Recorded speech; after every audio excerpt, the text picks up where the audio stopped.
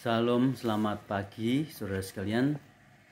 Pada materi kali ini kita akan mencoba belajar salah satu pemikiran di dalam teologi kontemporer, yakni teologi neo-ortodoksi. Teologi neo-ortodoksi. Kita akan melihat terlebih dahulu beberapa hal pengantar yang dikaitkan dengan teologi neo-ortodoksi ini. Yang pertama, kita mencoba mengerti dulu apa pengertian ortodoksi dan neo-ortodoksi. Ortodoksi pada umumnya adalah merujuk kepada atau menunjuk kepada pemikiran-pemikiran teologi reformasi, ya. Pemikiran-pemikiran teologi reformasi, ya. Itu sering dikatakan sebagai teologi ortodoksi. Secara lebih konkret, teologi reformasi itu apa? Teologi reformasi itu adalah teologi yang berbasis kepada Alkitab, firman Tuhan, dan teologi yang didasarkan kepada pokok-pokok iman Kristen yang baku. Seperti misalnya itu masalah penyataan Allah, masalah Alkitab sebagai firman Allah, masalah ajaran Tritunggal, keunikan Yesus Kristus, dan juga dikaitkan dengan pokok-pokok dasar mengenai gereja dan sebagainya. Itu yang disebut ortodoksi. Singkatnya, ortodoksi adalah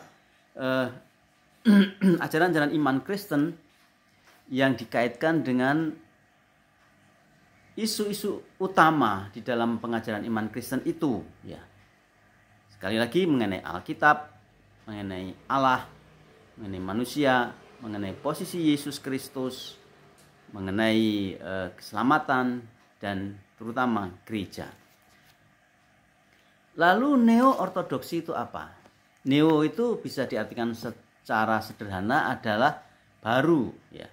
Jadi neo-ortodoksi adalah ortodoksi baru. Mengapa dikatakan ortodoksi baru? Nanti kita akan melihat secara garis besar. Ternyata para teolog neo-ortodoksi ini berusaha untuk mengembalikan kekristenan itu kepada ajaran-ajaran ortodoksi dan berusaha untuk menjelaskan ulang, mendeskripsikan kembali pengertian-pengertian pokok iman di dalam ortodoksi itu. Mereka mulai menjelaskan kembali apa itu Alkitab. Mereka mulai menjelaskan kembali mengenai keberadaan Allah. Mereka mulai menjelaskan kembali mengenai Yesus Kristus dan sebagainya. Nah, oleh karena para teolog neo-ortodoks ini masih mempergunakan pokok-pokok iman ortodoksi, tapi dengan cara penjelasan yang baru, gitu ya. Sehingga pandangan mereka nanti disebut sebagai neo-ortodoksi, ortodoksi baru, ya. Yang kedua, perlu dipahami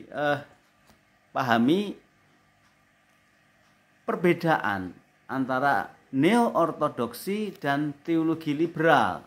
Bedanya di mana? Nah, seperti tadi sudah dikatakan, pembedaan terutama di dalam neo-ortodoksi dan teologi liberal ialah kalau neo-ortodoksi itu masih berusaha mempertahankan pokok-pokok iman Kristen dan masih berpandangan pentingnya pokok-pokok ajaran kekristenan itu sebagai pemahaman iman Kristiani. Nah, itu kalau neo-ortodoksi. Kalau teologi liberal, mereka itu berpandangan bahwa ajaran-ajaran Kristen itu dipahami sebagai sejajar atau hasil produk dari komunitas Kristen itu. Ya, teologi liberal berpandangan sebetulnya ajaran-ajaran iman Kristen di satu sisi itu dibutuhkan, tapi dibutuhkan bagi orang Kristen sendiri, gitu ya. Dan ajaran iman Kristen itu disejajarkan, ya, dilihat sejajar dengan ajaran-ajaran yang lain.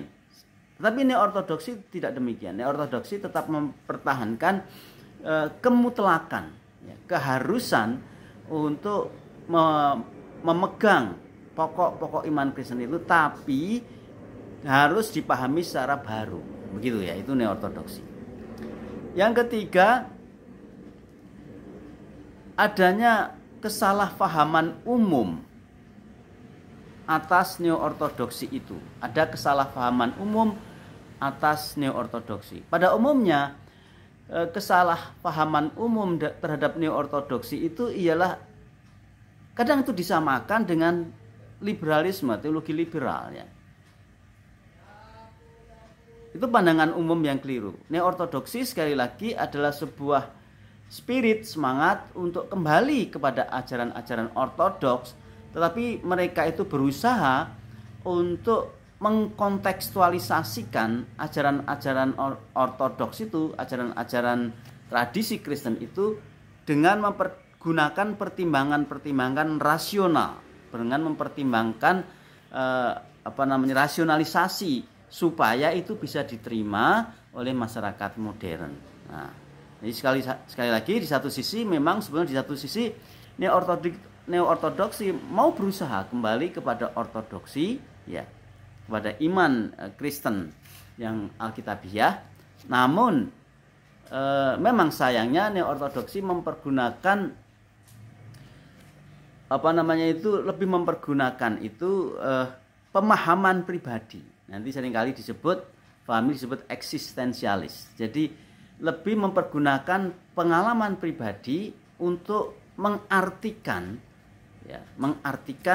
ajaran-ajaran iman Kristen ortodoksi itu. Nah, itu saya kira hal yang mendasar, yang awal, yang perlu dipelajari atau yang perlu dipahami. Yang berikutnya yang perlu dipahami ialah dikaitkan dengan spirit neo-ortodoksi. Apa artinya spirit itu ya? Spirit itu semacam semangat, spirit itu semacam gairah dari neo-ortodoksi. Semangatnya apa, ya? Keinginannya apa, gitu ya? Apa yang mendorong neo-ortodoksi? Itu spirit neo-ortodoksi. Di sini ada beberapa poin yang dikaitkan dengan boleh dikatakan rohnya, roh kehidupan spirit dari neo-ortodoksi. Yang pertama, neo-ortodoksi itu adalah sebuah pemahaman atau boleh juga dikatakan sebagai sebuah gerakan pemikiran teologi, terutama adalah mereka itu melakukan sikap kritis reaktif terhadap teologi liberal abad 19. Jadi ini semangat yang pertama. Semangat yang pertama itu ialah mereka itu menentang teologi liberal abad 19. Ya. Apa yang ditentang? Yang ditentang ialah kecenderungan dari teologi liberal abad 19 yang selalu berusaha untuk membuang sisi supranaturalitas di dalam kehidupan iman itu. Atau dengan kata lain, semangat teologi liberal yang ingin dilawan itu ialah karena teologi liberal itu cenderung berpandangan bahwa semua ungkapan-ungkapan imani di dalam kekristenan itu adalah hasil manusia. Kalau kita kembali kepada pokok teologi liberal, itu yang oleh teologi liberal disebut sebagai dengan istilah menciptakan Tuhan, divine making, gitu ya, menciptakan Tuhan. Jadi menurut teologi liberal, ya bahasa-bahasa tentang Tuhan, pengertian-pengertian tentang Tuhan, pengajaran tentang Tuhan itu sebetulnya ya itu adalah hasil dari pemikiran manusia. Ya, karena agama itu bagian utuh dari kebudayaan. Sama seperti manusia itu bisa memiliki pemahaman mengenai mengenai kehidupan. Manusia itu bisa memiliki pemahaman mengenai cara bertani, cara berteknologi, ekonomi dan sebagainya. Ya, sama teologi atau pengetahuan tentang Tuhan itu sama dengan pengetahuan-pengetahuan yang lain dalam kehidupan. Ya, yang membedakan ya hanya karena kalau agama, teologi itu orang itu memiliki pengetahuan tentang Tuhan, ya. Sedangkan ilmu lain orang memiliki pengetahuan tentang dunia ini dan kehidupan, gitu ya. Nah, pandangan ini disebut naturalisme teologi, teologi naturalis ya. Di dalam teologi liberal. Artinya sekali lagi bahwa sifat yang mendasar dari semua ajaran-ajaran tentang Tuhan itu bersifat alamiah. Itu namanya teologi naturalis. Nah, teologi naturalis inilah yang ditentang oleh para teolog neo-ortodoksi. Ya. Sekali lagi, para teolog neo-ortodoksi itu berpandangan bahwa dalam kehidupan masih dibutuhkan Tuhan. Ya. Dan memang Tuhan itu eksis, Tuhan itu ada. Dalam teologi liberal ya Tuhan itu sebetulnya secara mendasar ya minimal tidak jelas, tidak bisa dideskripsikan, tidak bisa dijelaskan.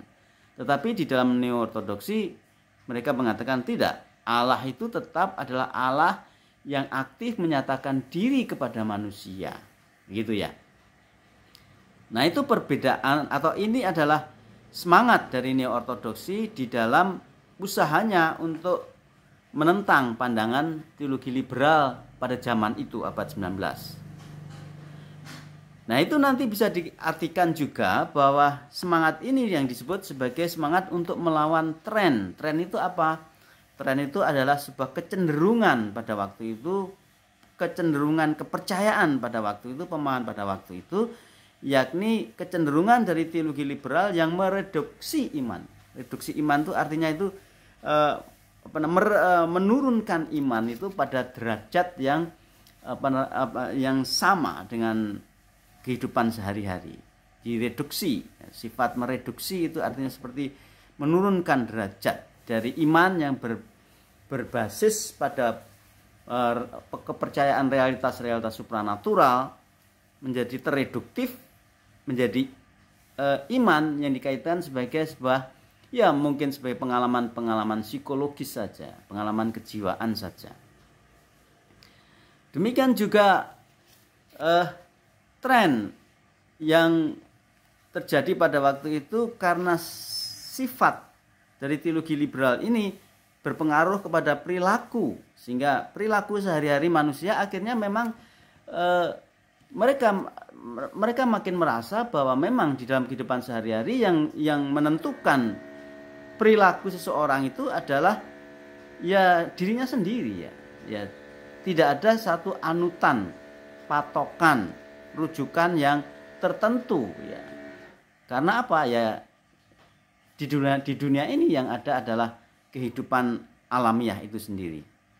Jadi ada sebuah fakta dalam teologi liberal itu untuk mereduksi iman, mereduksi perilaku, dan mereduksi agama dan moralitas ya. Agama akhirnya dilihat sebagai sebuah kebudayaan saja, dan moralitas itu menjadi relatif ya. Karena kalau kita kembali kepada pengertian agama itu selalu terkait dengan nilai-nilai moral yang ditetapkan, yang diterapkan gitu ya. Jadi kalau agama itu sudah direlatifkan, maka ajaran moral pun nilai moral pun akan menjadi relatif gitu ya. Nah, ajaran moral dalam agama kan banyak, dan moral dalam agama itu banyak sekali, dan itu menjadi relatif ya. Ya, tidak menjadi baku lagi ya, seperti itu. Kegagalan teologi liberal dalam memberikan solusi kondisi masyarakat disebabkan Perang Dunia Pertama. Jadi konteksnya juga dikaitkan dengan Perang Dunia Pertama. Kita kalau kembali kepada sejarah sejarah dunia, Perang Dunia Pertama nanti akan dilanjutkan dengan Perang Dunia Kedua. Itu berbicara mengenai peperangan antar bangsa. Ya, peperangan antar bangsa itu, dan ternyata faktanya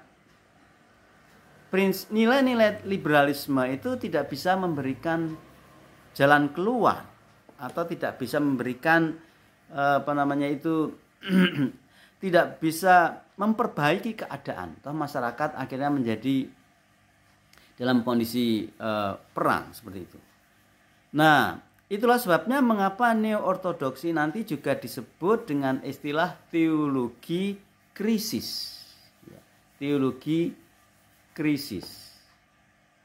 Teologi krisis itu mengapa dikatakan teologi krisis? Karena dikatakan krisis karena teologi itu dirumuskan di dalam situasi yang dianggap krisis. Apanya yang dianggap krisis? Yaitu krisis iman tadi, krisis teologi, krisis keagamaan. Karena telah terjadi pereduksian dari nilai-nilai iman yang berdasarkan pada penyataan Allah itu dan penerimaan kepada realitas yang supranatural direduksi ya, menjadi kehidupan iman yang sepenuhnya itu bersifat alamiah atau natural. Teologi menjadi teologi natural. Nah, situasi ini dilihat sebagai situasi krisis di bidang keagamaan dan di bidang teologi. Itulah sebabnya semangat neo-ortodoksi untuk memperbaiki situasi ini, untuk bisa keluar dari krisis iman seperti ini. Itu spirit yang pertama. Spirit yang kedua, penekanan reform. Nah, itulah sebabnya mengapa neo-ortodoksi itu disebut dengan istilah neo-ortodoksi. Karena alasan yang kedua ini, yakni penekanan reform dalam model yang spesifik. Reform tapi modelnya spesifik. Ya, pokok ajarannya, pokok teologinya itu reform, ya. Reform itu kan ada 3 pilar ya, yang menjadi pilar utama reform itu. Yang pertama adalah creation, penciptaan dan semua deskripsi di dalamnya.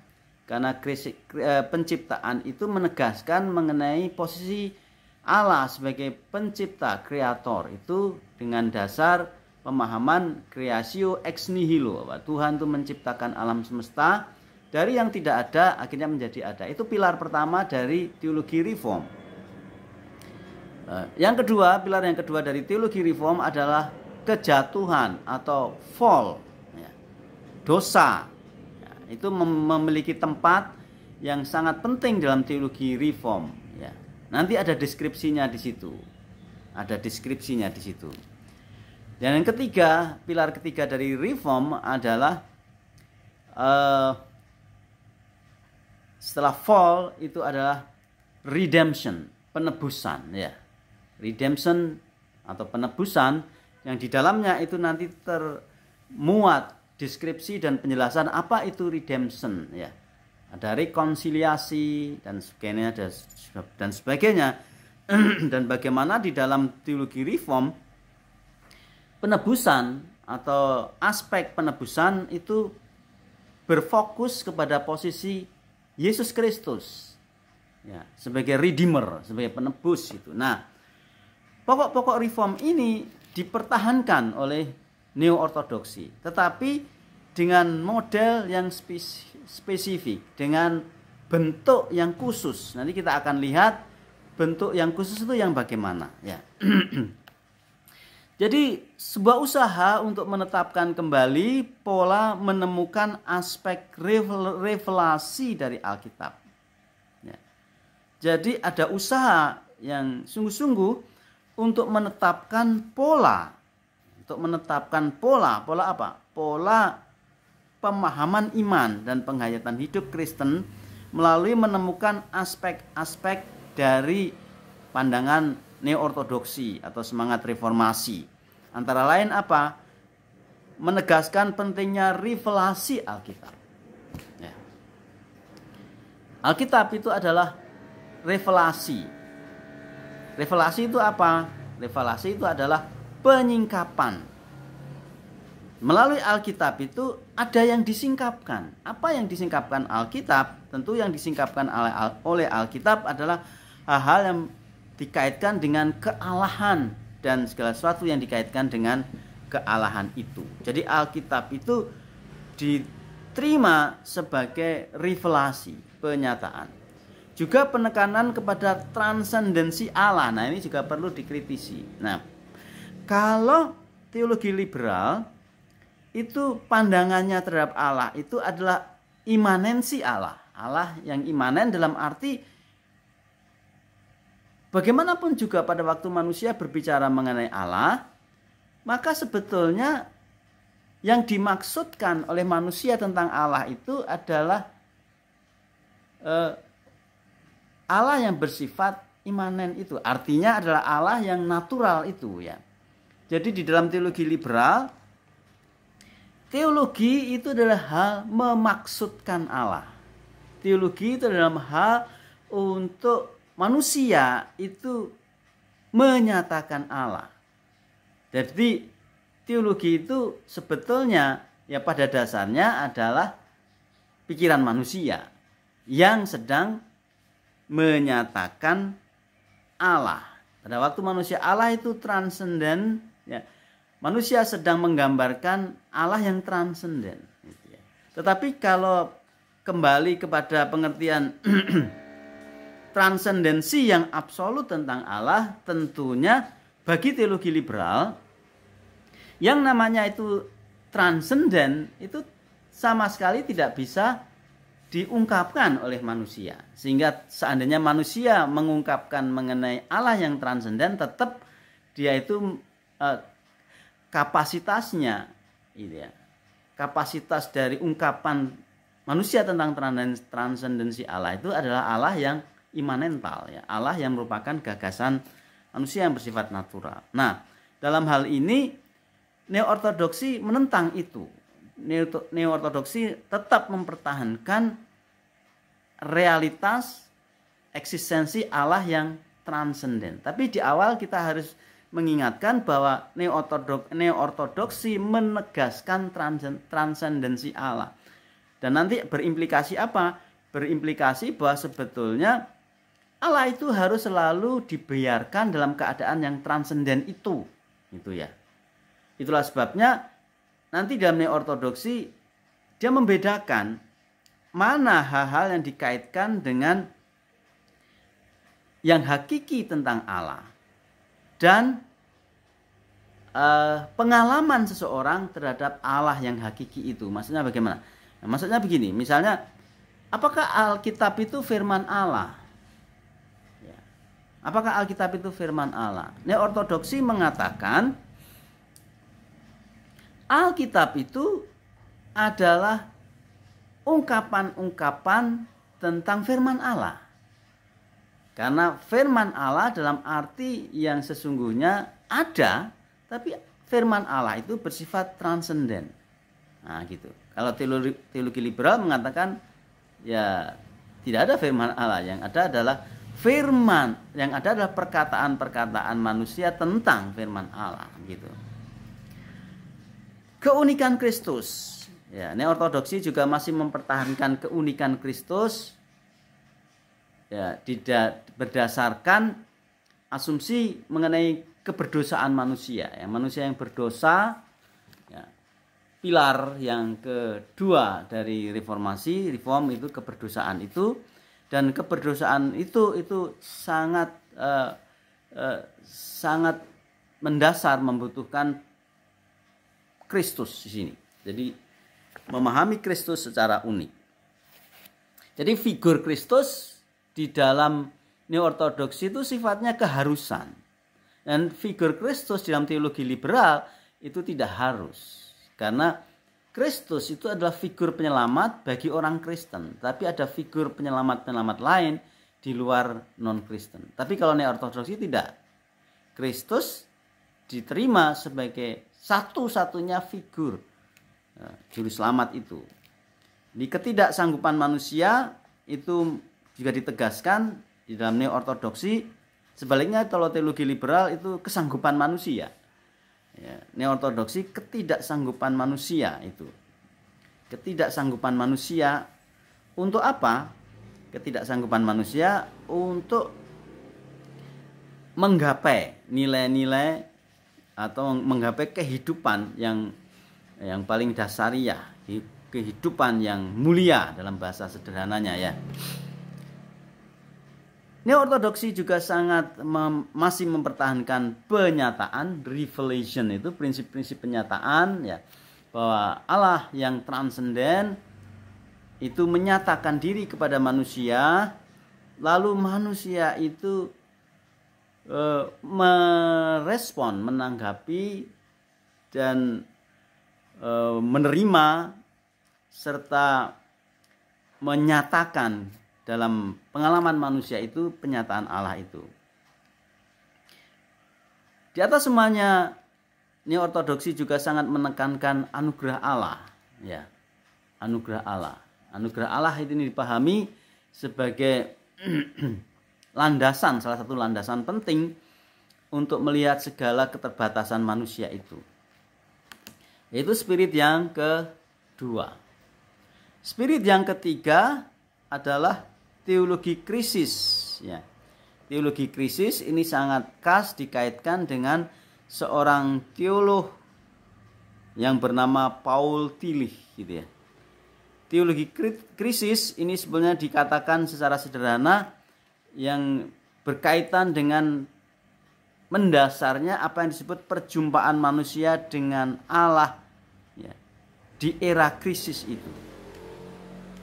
Nah, bahwa di tengah-tengah zaman yang makin tidak memiliki ukuran tertentu dan tetap dalam teologi, dalam liberalisme, maka perjumpaan dengan Allah itu menjadi sebuah pengalaman hidup di tengah-tengah situasi yang tidak lagi ya membutuhkan Allah itu ya. Teologi krisis itu istilah yang sangat khas dikaitkan dengan Paul Tillich. Yang kedua itu adalah teologi dialektis. Ya. Teologi dialektis ini sangat dikaitkan dengan Bultmann, Rudolf Bultmann. Apa yang dimaksud dengan teologi dialektis ini? Yang dimaksud dengan teologi dialektis itu secara sederhana berkaitan dengan pentingnya memahami dialektika hubungan antara manusia dengan Allah. Allah dan manusia yang berada di dalam situasi dialektika. Dialektika itu sebuah situasi di mana manusia dengan Allah itu berkomunikasi, ya, berkomunikasi, berinteraksi. Ya, dialektika itu juga kita diingatkan dalam prinsip-prinsip penelitian itu ya. Ada dialektika itu menarik sekali. Ada prinsip misalnya gini, tesis, antitesis, sintesis. Dalam kalau kita menyusun skripsi atau apa seperti itu. Tesis itu biasanya adalah kebenaran-kebenaran yang dipegang. Ya. Tesis itu kebenaran-kebenaran yang dipegang. Tapi kemudian ada antitesis terhadap kebenaran itu. Jadi antitesis ini adalah kebenaran lain yang dipegang. Prosesnya terjadi dialektika antara tesis dan antitesis. Itu ada dialektika. Lalu dialektika itu sendiri nanti akan menghasilkan sintesa. Jadi tesis, antitesis, terjadi dialektika dan akhirnya itu disebut nanti akan menghasilkan sintesa. Dan sintesa itu nanti akan menjadi tesis lagi. Tesis nanti akan diantisipasi secara dialektis oleh antitesisnya sehingga menjadi sintesis, akan menjadi tesis ya. Nah, itu dialektika itu intinya di situ. Neo-ortodoks itu melihat bahwa pentingnya iman Kristen itu mengakomodasi apa yang disebut hubungan dialektis manusia dengan Allah. Ya, Bultmann sangat menekankan perhatian pada eksistensi dari teologi kekristenan dan kebenaran experience. Nah, ini maksudnya ya. Ya, bahwa Bultmann itu sangat menekankan perhatian eksistensial, pentingnya pengalaman eksistensial dalam teologi Kristen dan memberikan sebuah penilaian bahwa kebenaran empirik, kebenaran experience, kebenaran berdasarkan pengalaman itu lebih penting dari segala sesuatu, gitu ya. Kenapa? Karena pengalaman dengan Tuhan itu dilihat lebih otentik, gitu ya. Yang ada adalah berbagai pengalaman dengan Tuhan, tetapi Tuhan yang dimaksud dalam neo-ortodoksi ini adalah Tuhan yang dikaitkan dengan pokok-pokok ortodoksi itu. Ya. Hal ketuhanan yang berkaitan dengan pokok-pokok ortodoksi itu. Nah, dan menekankan betapa pentingnya pengalaman empirik, yani pengalaman eksistensial dengan Tuhan, ya, berdasarkan pokok-pokok iman Kristen itu, ortodoks, ya. Nah, itu yang ketiga. Yang keempat, kita perlu untuk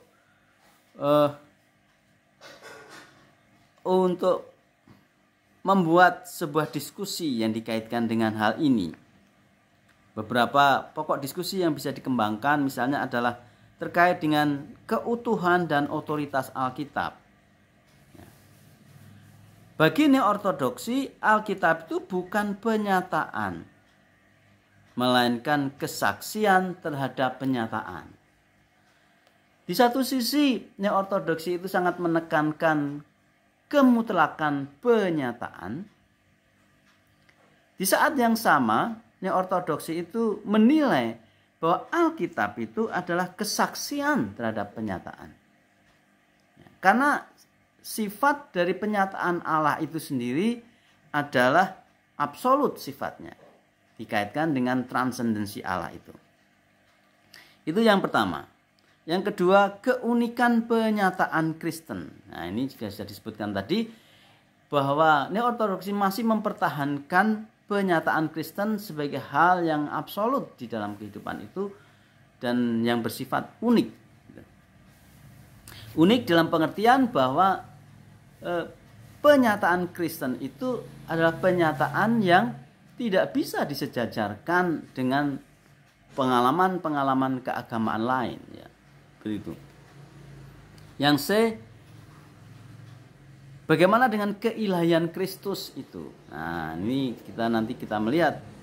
Memang nanti akan menjadi sebuah diskusi panjang, nanti akan merujuk kepada hasilnya akan merujuk kepada pembedaan antara historical Jesus atau sejarah Yesus atau Yesus yang otentik dengan Christ in faith, ya. Yesus Kristus yang diimani. Jadi mulai muncul sebuah pemahaman yang membedakan antara sosok dari Yesus yang sejarah dengan Kristus yang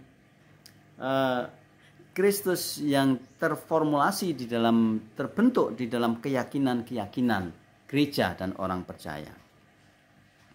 Yang keempat, pokok mengenai keberdosaan manusia.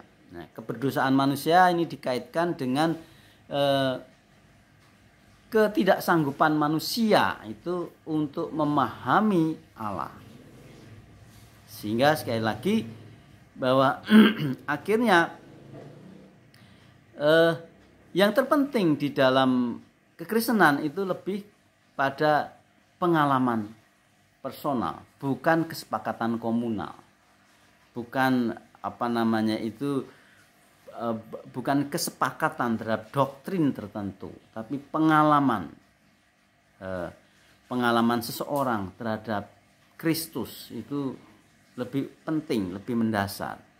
Karena memang tidak ada rujukan yang bisa dinyatakan seobjektifnya dikaitkan dengan Allah di dalam pengalaman manusia itu.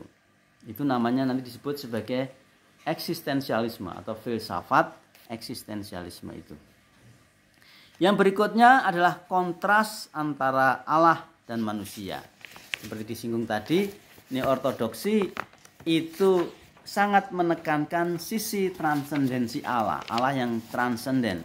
Pada waktu Allah itu didefinisi sebagai Allah yang transenden secara absolut, maka keabsolutan Allah itu tidak memungkinkan secara mendasar untuk manusia itu sepenuhnya bisa memahami Allah. Kita hanya bisa memahami kesaksian tentang Allah, tapi kita tidak bisa memahami Allah itu sendiri. Jadi ada banyak kesaksian tentang Kristus, ya. Dan kesaksian Kristus itu penting, ya. Sebab kesaksian tentang Kristus itu adalah bersifat absolut. Tetapi Kristus sendiri tidak pernah bisa ditemukan di dalam pengalaman kemanusiaan manusia. Ada beberapa figur utama di dalam neo-ortodoksi. Yang pertama adalah Karl Barth 1886 sampai 1968, ya. Yang kedua Emil Brunner 1889 1996, Rudolf Bultmann 1884 1976, dan yang keempat itu adalah Reinhold Niebuhr 1892 1971. Itu 4 tokoh dari neo-ortodoksi. Karl Barth biasanya dikenal sebagai seorang ahli dogmatika, ya. Emil Brunner dan ketiga Rudolf Bultmann sering dikenali sebagai ahli biblika, dan Reinhold Niebuhr itu adalah seorang teolog yang sangat memberikan perhatian kepada masalah-masalah sosiologi dan sebagainya. Nah, saya kira itu adalah bagian yang pertama yang dapat kita coba pahami, mengawali untuk membahas lebih jauh apa yang dimaksud dengan teologi neo-ortodoksi itu. Terima kasih. Kiranya Tuhan Yesus Kristus memberkati kita semua. Amin.